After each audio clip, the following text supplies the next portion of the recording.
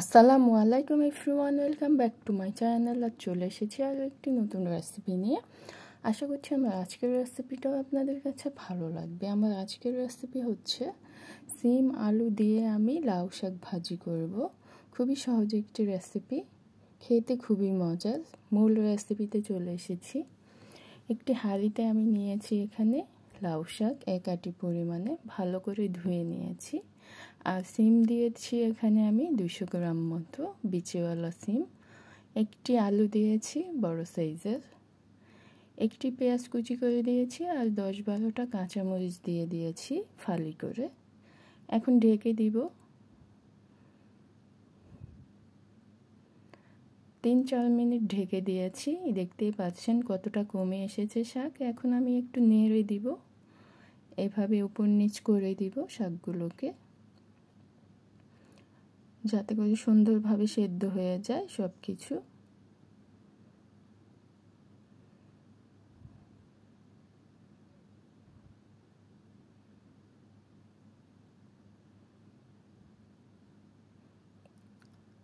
এখন আমি এখানে দিয়ে দিব লবণ। আর শাকের মধ্যে কিন্তু পানি দিতে হবে না, শাক থেকেই দেখতে পাচ্ছেন পানি উঠে এসেছে। এই পানিতেই সব কিছু সেদ্ধ হয়ে যাবে। লবণ দিয়ে আমি নেড়ে দিয়েছি। এখন আমি আবার ঢেকে দিব একটু 2-3 মিনিট, যাতে করে আলুগুলো সেদ্ধ হয়ে যায়। ফিরে এসেছি আমি 3 মিনিট পরেই। এখন আমি আর ঢেকে দিব না, এই পানিগুলো এভাবে শুকিয়ে নিব একটু নেড়ে।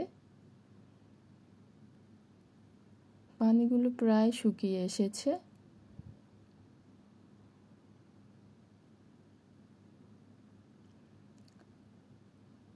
এইভাবে নাড়াচাড়া করে পানিগুলোকে শুকিয়ে নিয়েছি। এখন আর কিন্তু একদম পানি নেই। এখন আমি শাকগুলো নামিয়ে নিব আর বাগার দিয়ে নিব। প্যানটা বসিয়ে আমি এখন সয়াবিন তেল দিয়ে দিয়েছি পরিমাণ মতো। একটি বড় সাইজের পেঁয়াজ আর একটি রসুন কুচি করে দিয়েছি। এগুলোকে ভেজে নেব লাল করে। পেঁয়াজ মরিচগুলো ভাজা হয়ে গেছে। এখন আমি এখানে শাকগুলো দিয়ে দিব সেদ্ধ করে রাখা।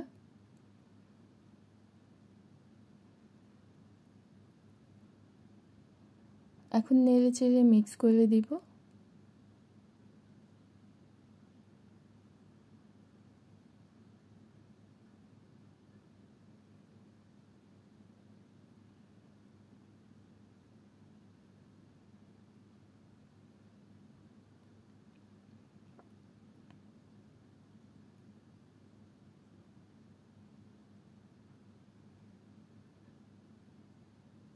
হয়ে গেছে। এখন আমি চুলাটা অফ করে নামিয়ে নিব শাকগুলোকে।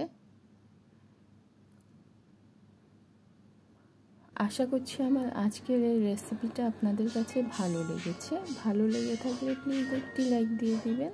আর যারা এখনও আমার চ্যানেলটাকে সাবস্ক্রাইব করেননি, প্লিজ সাবস্ক্রাইব করে দিবেন। আজকের মতো এখানেই বিদায় নিচ্ছি। আবার ফিরে আসবো নতুন কোনো রেসিপি নিয়ে। সে পর্যন্ত সবাই ভালো থাকবেন, সুস্থ থাকবেন। আল্লাহ হাফিজ।